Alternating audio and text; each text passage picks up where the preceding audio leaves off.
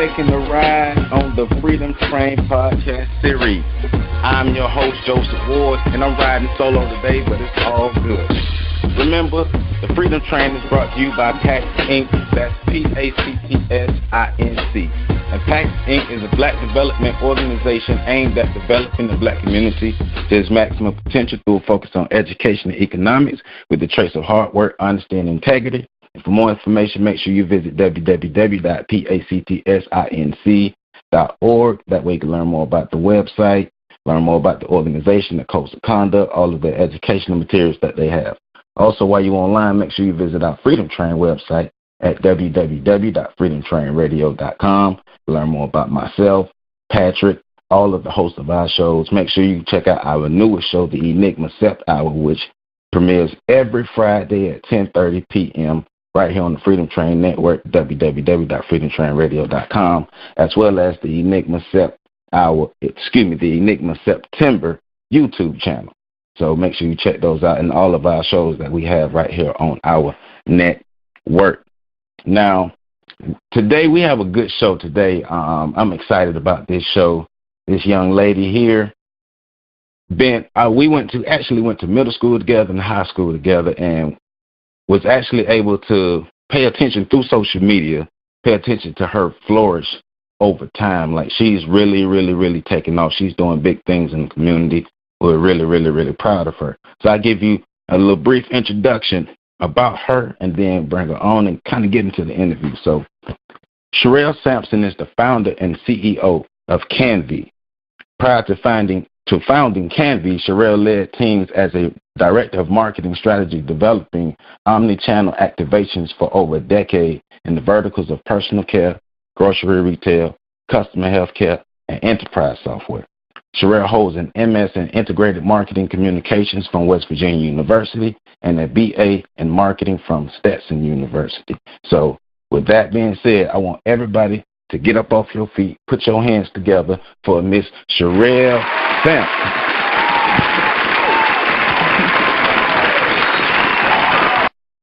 Hey, Sherrel. Hello. How are you today? We're great. Thank you for joining us. I'm excited about having you on here today because, like I said, you've been doing a lot of great things, and I want to make sure our audience knows about you and have the means to support you. Thank you. I really appreciate that. It's an honor and a pleasure to be joining you today, so definitely want to thank you for having me. No problem. I do believe that we should be supporting each other, especially the people who we grew up with, the people who we came up with, who we have been able to watch grow over the years. If we have these platforms, I just believe we should be sharing them with each other. So, you're more than welcome to be a part of this. Thank you. Pleasure indeed. Yes, ma'am. So let's kind of get into it because, we want to learn more about you, how you got to this point, as well as the development of your company and everything. So I gave a little brief introduction, but can you give our listeners a little more background information about yourself and what was the inspiration that caused you to say, you know what, I want to be an entrepreneur and develop my own thing? Sure, happy to do so. So as you mentioned, it's definitely been a long journey in terms of, I'm originally from Nassau, Bahamas. A lot of people don't know that. But growing up, it was really tough, and that really gave me the zeal and the drive to really work hard and strive hard. And so, as you mentioned, I was able and fortunate to get a bachelor's in marketing from Stetson University, as well as graduate with a master's in integrated marketing communications. And what that did was truly open up an opportunity to work in corporate marketing. And so it was nice because I had an opportunity to start out in sort of the tourism and hospitality field. So what that meant is that I was actually calculating economic impact study numbers for tourism bureaus, actually for the Tampa International Airport. So when you ever hear visitor numbers are down, visitor numbers are up, that was my first gig out of college. And so it was interesting because high pressure, but you could be in a room calculating numbers all day long. And so I knew I wanted to do something different. And so with that, I had the great opportunity to find another position in software marketing, and it was great. I worked with a lot of very intelligent, smart people, but the dream of a lifetime really came when the owner of that software company contacted me within the company and said, hey, you have an opportunity to continue with the marketing efforts for this software company, or you can truly run the marketing side of this personal care company or beauty company I just purchased. And I'm kind of like, well, software, beauty, of course. Like, yes, I want to do that. And so when I say it was an opportunity of a lifetime, it truly was. The company was based in Key West, has been around for about 50 years now. It had over 250 SKUs of products, and so we had to do manufacturing. So I met with vendors in Germany and China and Japan. We had to do the marketing of everything. We had to do the branding of everything. We had to reformulate products. We had to fix retail infrastructure as it related to the systems and it related to merchandising. And all in all, it was chaotic, but I loved it. I absolutely, unequivocally loved it. And in that moment, I said, this is it.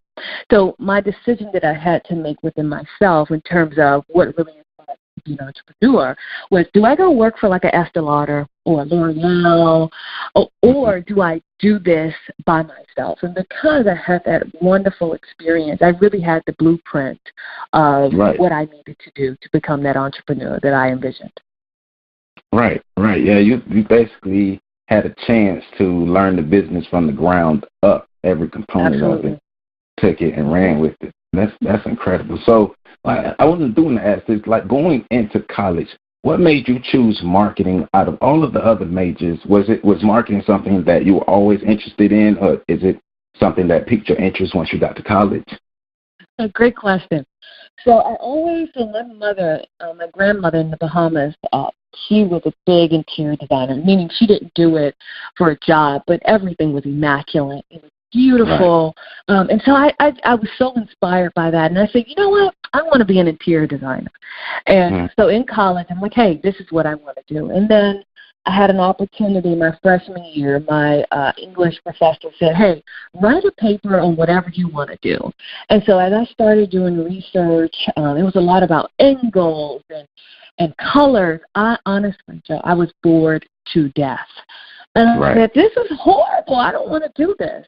So what I always encourage people to do, especially my younger family members, is just kind of stop and look at what things you really, really like to do. Right. And what I recognize is that I love projects. I love putting things together. I love strategizing. And so I literally went through every single degree, through the catalog and some colleges catalog. And I said, you know what, this marketing thing sounds like me.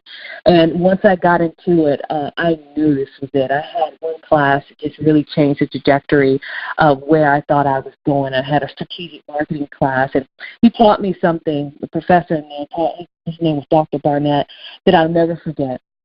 He said, when someone gives you something and they're asking for something, never give them information back that they gave you. So no matter what type of project or what type of scenario that I'm dealing with, whatever information you give me, I'm going to give you something totally different back that you didn't anticipate, that's going to really make you go, oh, my goodness. And so that really changed my perspective of what I wanted to do in marketing. And so strategic marketing has really been my path and something that I truly loved. Oh, that's awesome. That's awesome, especially you having the wherewithal to take that information and run with it on several occasions. See, that's why you are where you are, because you are humble enough to be able to say, you know what, this is going to help me, and you applied it. So that's great. Absolutely. So let's talk about your business, Canviiy. Like, you created, I know you told us that you learned the marketing business and you had an opportunity to create your own, and you created your own. So what is Canviiy, and why did you name it Canviiy? Great question. So as a marketer, that was one of the toughest things I ever had to do in my life. And I say that because, you know, as a marketer, you want it to be memorable, you want it to be short, you want it to be different. And so what I did was I went through like 100 to 200 names, and I really came to what are we doing as a company?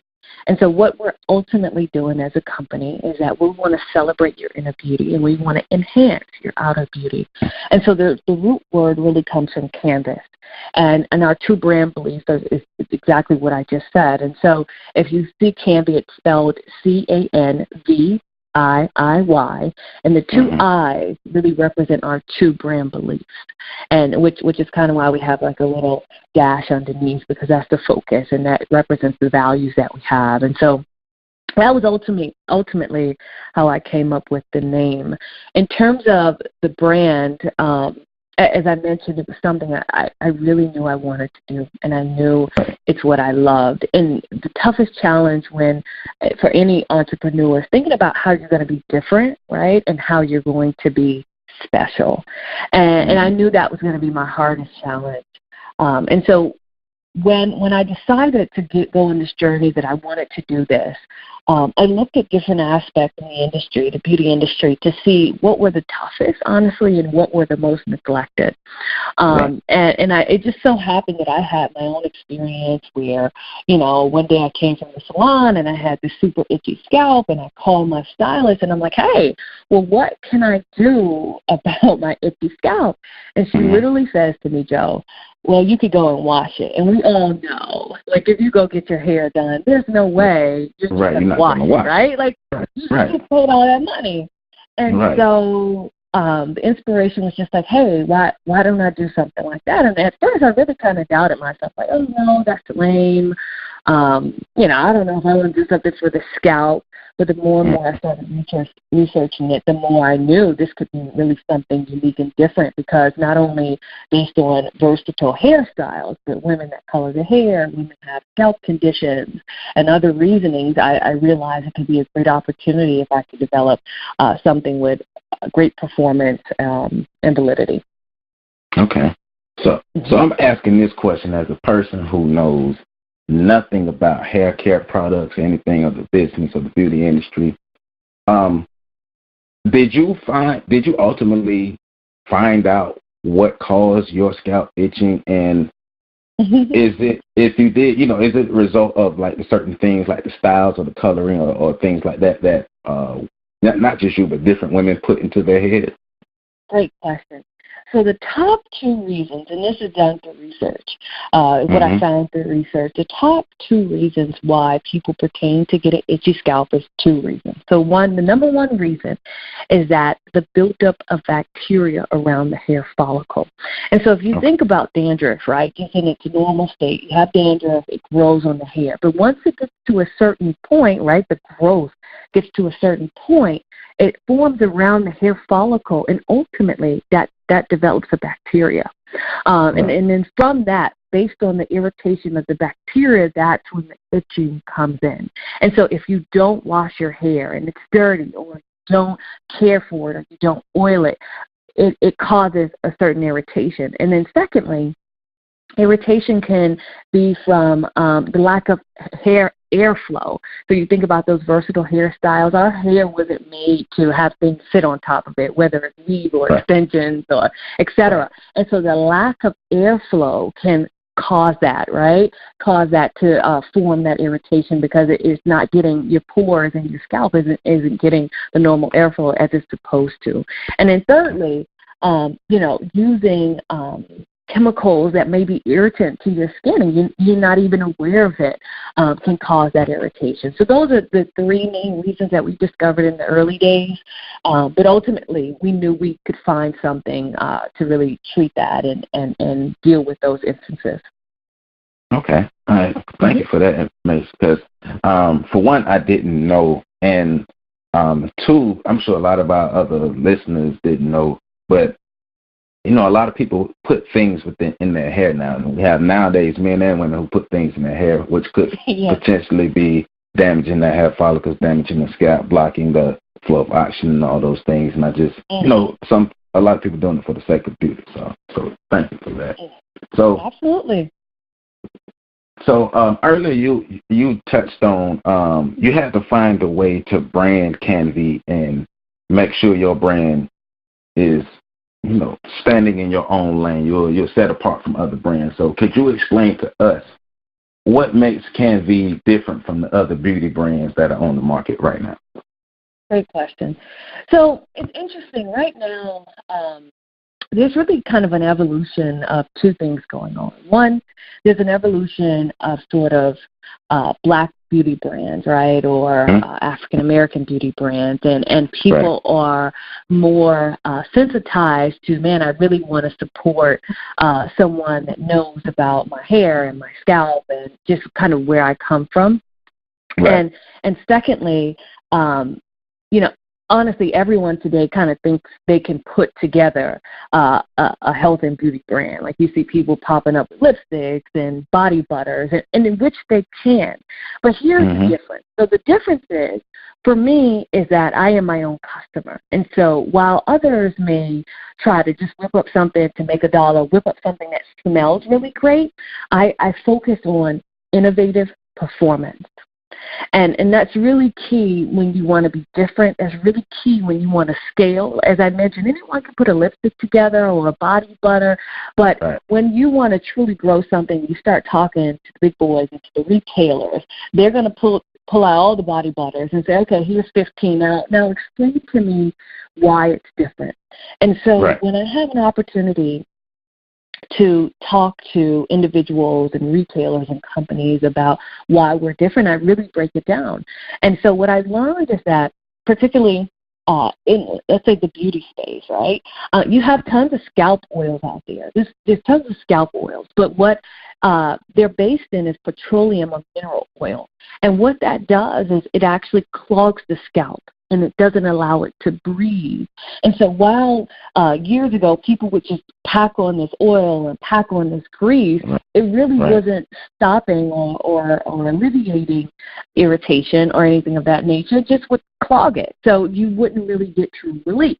And so from there, I really took an innovative approach to say, I am my own customer, and I want to develop something that is really key. And so what we did was kind of lay it out on the table. One, we want it to be extremely long-lasting, and I could tell you that our product today is probably the most long-lasting itch relief scalp product on the market.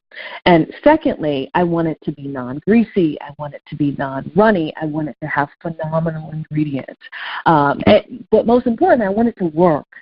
And what's so amazing is that, as I mentioned, there's many different scalp oils and products, and people always come back and say, wow, that really worked. And so I believe in not releasing anything or not putting anything into the market unless we believe it's truly our best. And most importantly, you only have one chance. And you have one chance to either win that customer, either lose them, or win them and get them to tell someone else about it. And so our key thing that sets us apart is our innovative performance, and there's hours and hours that go into products, and we're not one just to put things out, and that's really been our core competency as a brand.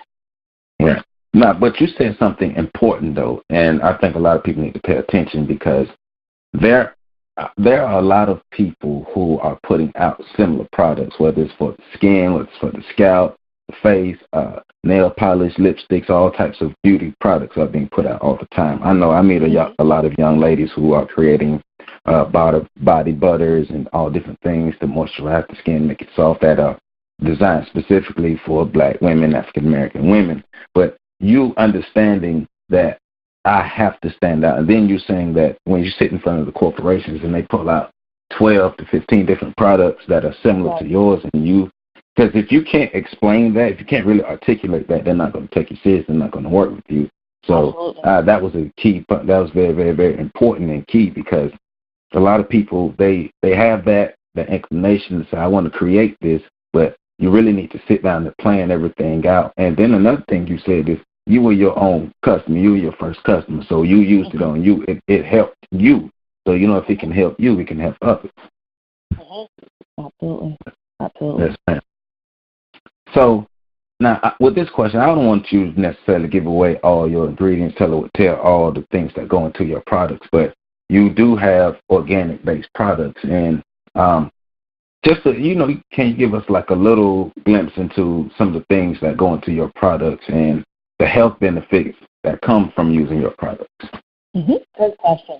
So with us, and I think a lot of brands are leaning towards this direction. It's no secret that synthetic ingredients, and this is the difference. So you have synthetic ingredients that mimic natural ingredients that are put into products. And what I wanted to do is, one, as a marketer, right, just based on pure research, I know that there's a natural organic trend that's happening. But most importantly, I started thinking for myself, we want to differentiate ourselves.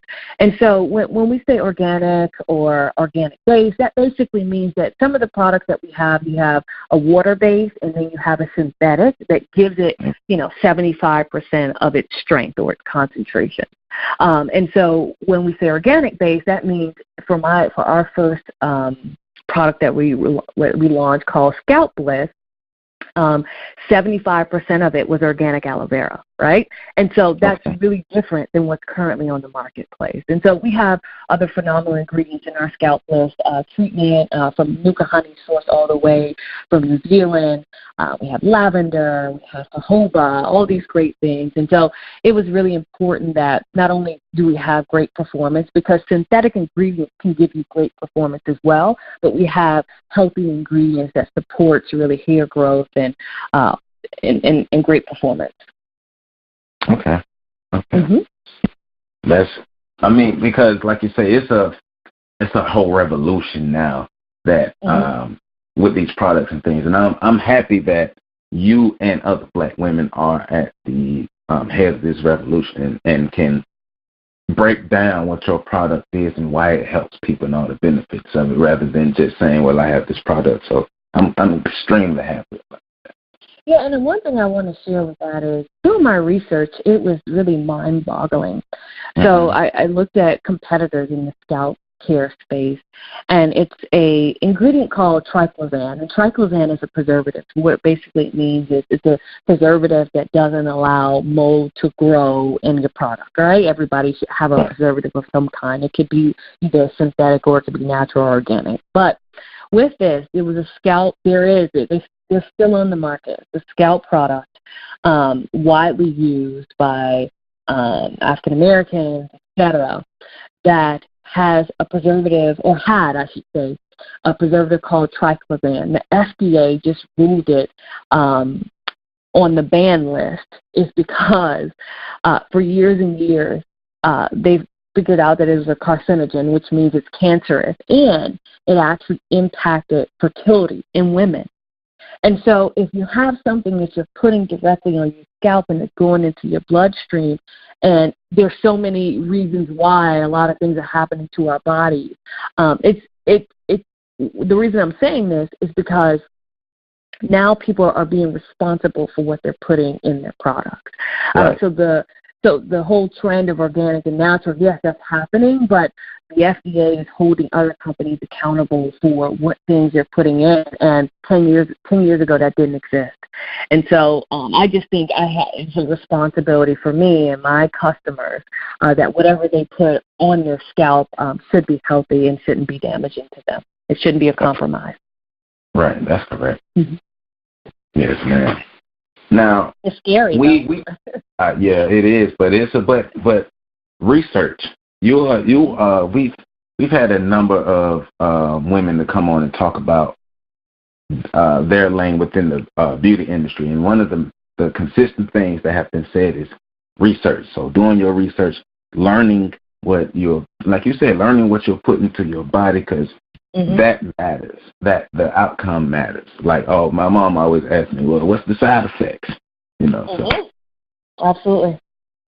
All right. So you talked about it earlier, but you have a number of successful partnerships with well-known companies, and that's amazing. But you are a marketing genius as well. Oh, so, stop.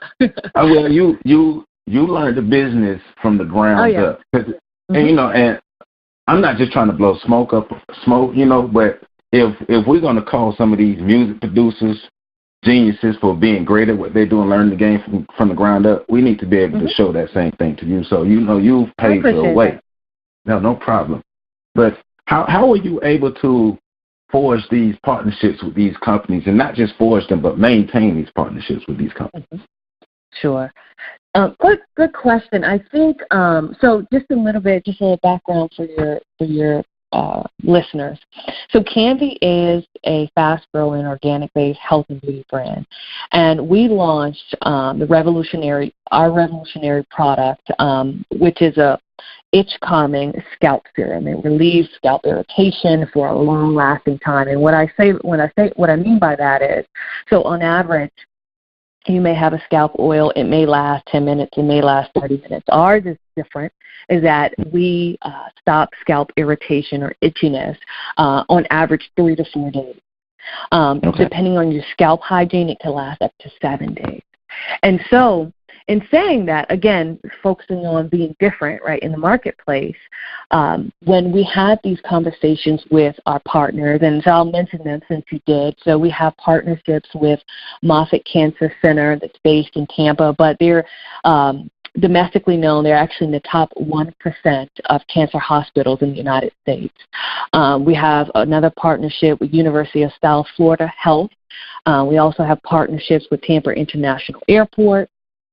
And so, again, the way that you build these partnerships, if that's what you want to do, is you have to truly be of value to them. And so a perfect example was when I met with Moffitt Cancer Center.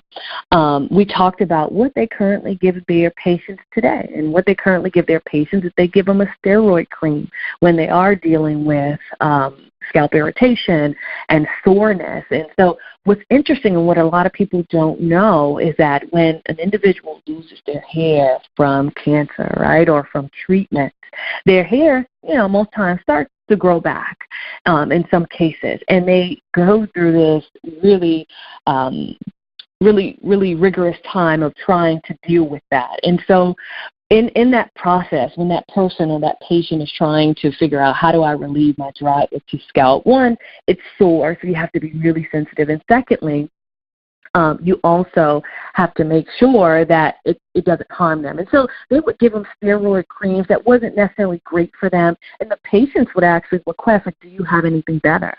And so across the board, not just with the scalp creams, but across the board for all products, you have patients that are really cognizant of what they put in their body.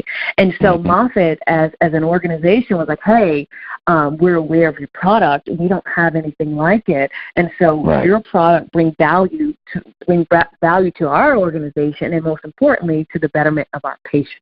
And so that was really the genesis of how that partnership came about.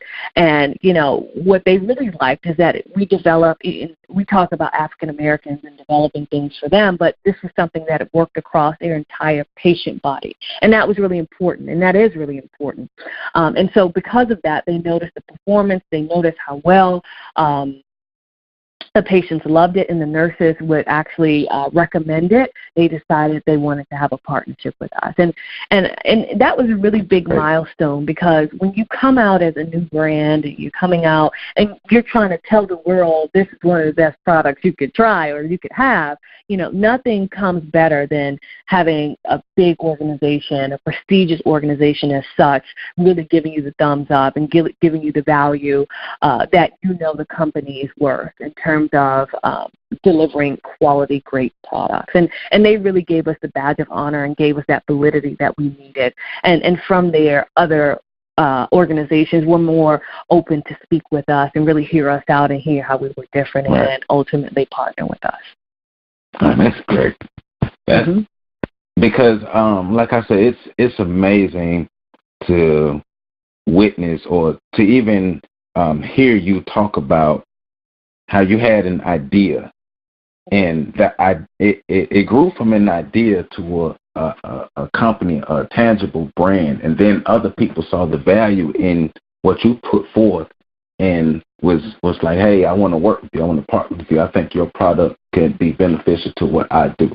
So that is amazing. Like, I know, like, so when they reached out to you, like, what was your state of excitement? How did you react? Well, I'd actually been in contact with a doctor there, and we had met, and she said, you know what, and something that really sticks with me today. She said, hey, as a doctor, as a physician, we know our diseases, we know our viruses, we don't know our products. And that right there really changed the trajectory of the business. And it really showed me that, hey, I'm in this beauty space, but there's a huge need in the healthcare space. And so in a way, I sort of pivot the business a little bit to say, hey, if she's telling me this and she's one of the head physicians at this organization, there must be a broader need out there. And so it took some time. Of course, they have to vet you. Large organizations are normally slow just getting back. They wanted to test it out.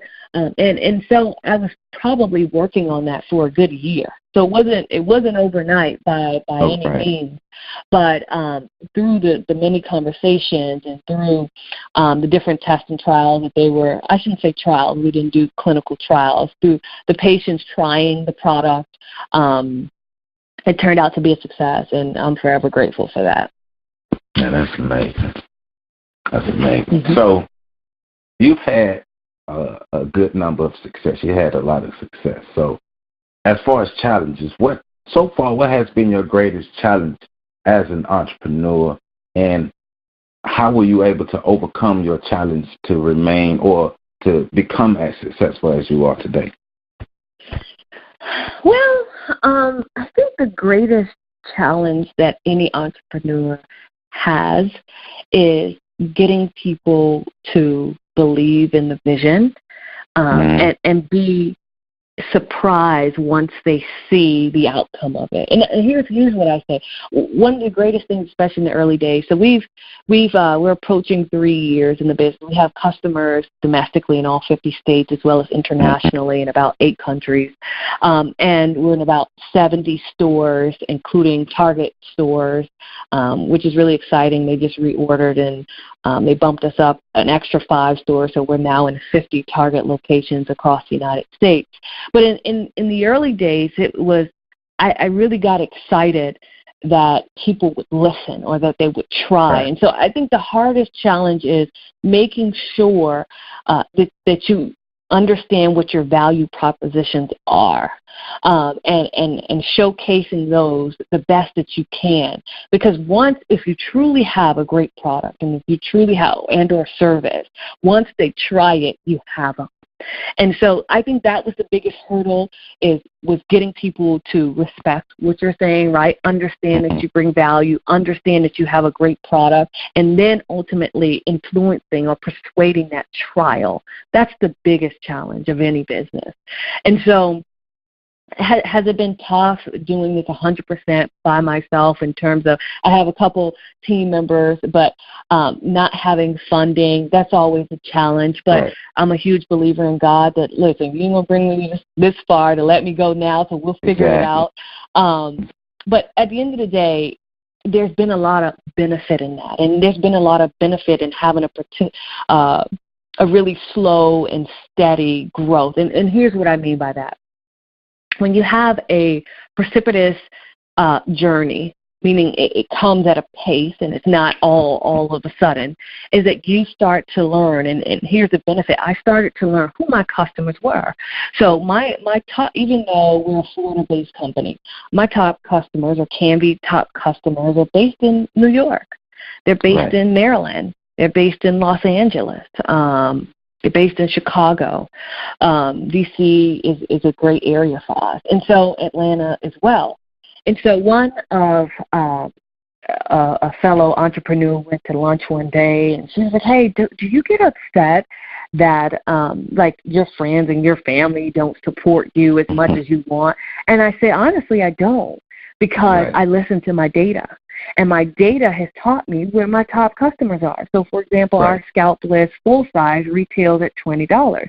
In New York, that's nothing when their loan is $10,000. In LA, you know what I mean?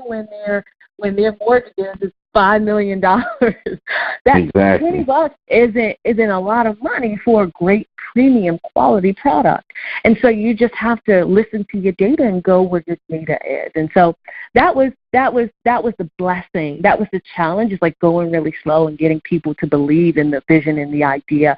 But then secondly, understanding at the core, who are your real customers? Like, I had this notion that my customer was going to be this young college girl that, is in school and she loves to get her hair done, and I was so wrong. My core customer is between the ages of 25 and 45, right? And these are the women that are professional women. These are the women that are willing to spend an extra dollar, right, to make sure they have quality ingredients. These are the women that are traveling on a daily basis. These are women that are actively going and getting their hair done or making sure their beauty routine is up to par. And so if you take your time and be patient, the business will start to give you insights that you would never know if you went from 1 to 1,000 in 2 days, right? And so I have a good understanding, especially when you go talk to these retailers, right? And they start asking, like, who is your customer? I could tell them. I could tell them our top customer bases, our DMAs. I can tell them the age breakdown. I could tell them the psychographics of our customers. I could tell them their behaviors. I could tell them what are their likes, some of their dislikes. And when you become intelligent about your business enough, the challenges that you once had in the beginning will kind of subside, and you'll be able to focus on some of those bigger issues, such as production. Right. But you dropping gems all throughout this interview, because one thing you were getting at is, why focus on those who don't support you when you can go look at the data and see who do support you and focus on that, and then be able to grow from there. Because most people, they get upset and get stuck that my friends and my family don't support me. I know for myself, I had to get over that a long time ago. And but like you said, once I started looking at the numbers, I started to see support is there. So those people may not be supporting me, but there's a whole bunch of other people who are supporting me. So I appreciate that. Sure thing. So I do want to ask this. What advice would you give to new entrepreneurs who are starting in the beauty industry? What advice would you give them to help them become successful and kind of be able to forge their own path? In the beauty space, I think it's important to be knowledgeable about what you're doing. As I mentioned, you can develop a product in your kitchen. What you can't do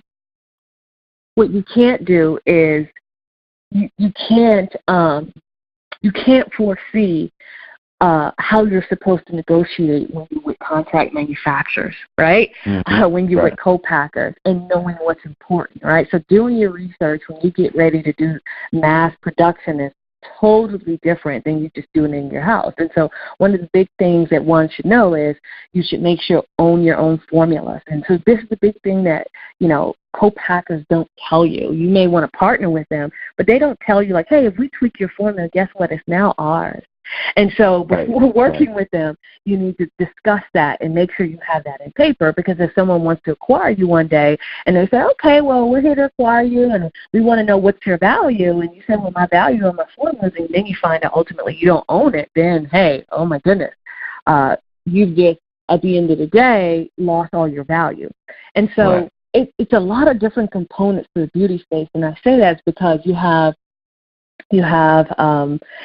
online marketing that is key, right? So you must have a strong website presence, and then you have all these different channels. So whether you can go via Amazon, or you can go via eBay, you can go via jet.com, and then you have the retail side of the business that you must know and that you must understand, and you have to know what your margins are and your numbers. And so and then you have the production side of it, where you have to understand what are the costs for your bottles, for your caps, and making sure that you're hitting the margins that you need to succeed and survive in that business.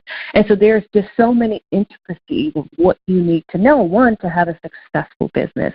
And so I would definitely recommend that you research, that you reach out to others in the space to give you advice, and that you're eager to learn. Because if you think you're just going to whip it up and it be some, top of the line stuff, like you're dreaming. It's tough and it's competitive, and it's important that you have to put money into it, and to be successful, you have to be knowledgeable or you'll be taken advantage of. Yes. Learn as much as you can, and yes, I stress that for people. Learn as much as you can. Inform yourself. Absolutely. And make sure you still are taking action and not just collecting information, but taking action as well. Absolutely. So beauty. We talk about beauty a lot in our communities, in our societies. Beauty is big. You hear somebody tell somebody, you too pretty to be doing things as if like there's a certain way you're supposed to look that's supposed to dictate your actions and things. But beauty is everywhere, and everybody has their own standards of beauty and all these things, which could cause some people to have low self-esteem, all these different issues with certain people. But I think people should be able to define beauty for themselves. So for you, what is your definition of beauty? And also, in learning what your definition of beauty was, how did you learn to love yourself within this society with all these negative influences? Well, it's interesting. For me, I come from a relatively large family. I have about 6 aunts, about, on my mother's side, about 5 uncles, something like that. She's like one of 12. And so I've always been surrounded by women that exude confidence and love their self. And so for me, it was a matter of having a beautiful heart. I think I've been in situations and places where you may say, man, did I handle that in the best way that gave me a positive light, right? Because in some instances you have to be tough. Like you can't always be the pretty young thing on the side. You have to handle things with rigor that sometimes isn't pretty, right? And so there's a double standard for men and women as it pertains to that. But I think as it relates to beauty, for me, it's always about what is that inner beauty, and then that kind of spills out. People can feel that. People can sense that. People know if your heart and your soul and your spirit is beautiful. And so for me, it's not really a definition externally. It's about that feeling that you get when you meet somebody and you're like, you know what, they have a beautiful spirit. And that's what is important for me. And so in terms of the negativity, honestly, I'm a huge believer in God. I've been through a lot in which I really try not to focus on negative things. I try to focus on the positive because life is so short. And so I just believe you're beautiful on the inside. That will definitely help people to see you in a beautiful light externally. Right, yeah. I do as well. This, like you say, it's a lot of negativity, but you have to be able to put yourself in the space to focus on the good that's around you, the good that you're doing, and all those things so you can move forward. So now, I did want to add this, just one quick question before we get to our final question. It's about marketing. Because there are a lot of people who may not understand the power of marketing, and some people who do understand it but are going out doing things that may or may not help their business via marketing. So from your vantage point, what are some of the common marketing mistakes that entrepreneurs or brands may make when trying to market their product? In terms of mistakes, I think just not understanding what it all entails. And I say that is because there's really 4 key elements of marketing. So one, it's the branding of whatever service or product it is, right? So when someone sees it, they're either going to say, I like it, I don't like it, this is interesting, or completely turned off. So the branding visual element is a part of that marketing puzzle. And then secondly, you can have the most beautiful website or product, but if no one knows about it, if there's no awareness of it, then what good is it? And so that second element will be awareness. After you've built something beautiful, you have to make people aware of it. And so And again, that mistake is that, okay, once we build it and once we make people aware that they're going to buy, and that's not true either. So once they come there, that second portion is really going to get them to drive trial. How do you get them to try it? How do you get them to be interested? How do you get them to inquire it? And that comes through value, right? Having that value, communicating that value of why you're different and why you're special and why they really want to try whatever you're selling. And lastly, it's really developing that relationship. So after they have inquired or they've purchased, being sure that you drive that customer service that is ultimately going to build a long-lasting relationship with that client or that customer. And so all of those four things as it relates to branding, as it relates to brand awareness, as it relates to driving trial, and then ultimately trying to sustain a customer or client relationship, those are the aspects of marketing that's important. So if you think you're just going to put a product out there and make it aware and don't have those other elements, that's where people fail. That's where entrepreneurs fail. And so having a real cohesive thought process behind what is your marketing plan and what's your marketing schema ultimately is what's going to drive success. Yes, ma'am. Yes, ma'am. Y'all better be taking notes. So, our final question, and this is our famous question. We like to ask everybody this question. This is usually a Patrick question, but I'm going to take it and I'm going to do it justice. So, if you were the all-powerful ruler of Black America, you had that unlimited power, what would you change and what would your message to the people be? That's a tough one. As I mentioned, I'm a Bahamian, so I'm from the Bahamas. But it's interesting. I have this weird dream that one day I'm going to be the Prime Minister of the Bahamas, which is the president of the country, right?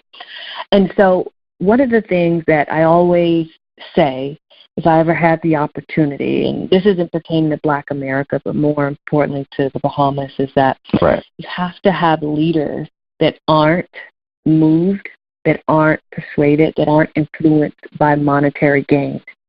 Right. And I think that's applicable across the board. I think if you can look at problems and you can look at solutions and not move based on what you think you're going to gain, that's when you could truly make change, in my opinion.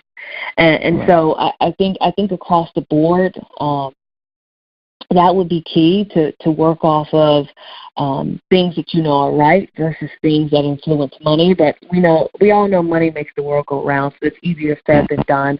But I would definitely focus on driving solutions as opposed to being persuaded or influenced by monetary gain.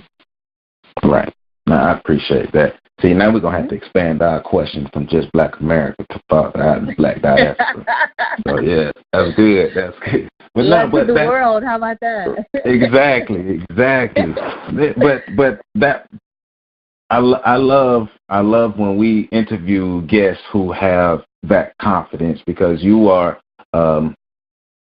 one of the many women we've interviewed who really exuded that confidence, and I appreciate it because I grew up around it. I grew up with women who were sure of themselves, and even if they wasn't, they did a good job of pretending to be like that around me. And nowadays, when I go out and I see some of these other women and these younger women, these younger girls who are struggling to find themselves, I try to remind them that there are women like you out here who may have been in that same situation, but there are women who truly do love themselves and truly do understand their value. So that's another reason why I wanted you to come on and be able to speak, so people can hear that coming from you, but also catch some of those gems that you're dropping because you really understand your business and what you're doing.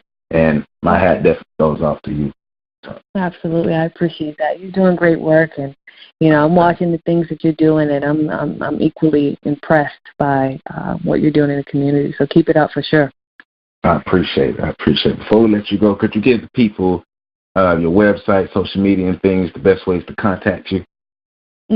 Yeah, so the name of the company is called Canviiy, and it's spelled C as in cat, A-N-B as in Victor, I, it's two I's, Y, Canviiy.com. And so we're on Instagram, we're on Facebook, we're on Twitter. We also have a YouTube page, so be sure to subscribe, to like our pages. Again, it's Canviiy.com. If you're in any of the 50 store locations for Target, you can see our product on the shelves. It's called Scalp Bliss, our Scalp Bliss Serum. So definitely check us out, try it, and I would love to hear the feedback from each and every one of you. Thank you. Yes. Thank you very much for your time, your information, the confidence, everything that you've done here on this interview, and everything that you do on a regular basis.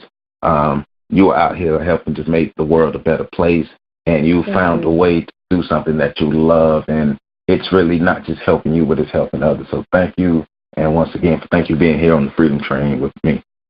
Appreciate it. It's been a pleasure. Thank you. Yeah, I'll talk to you soon. Thank you. All right, bye-bye.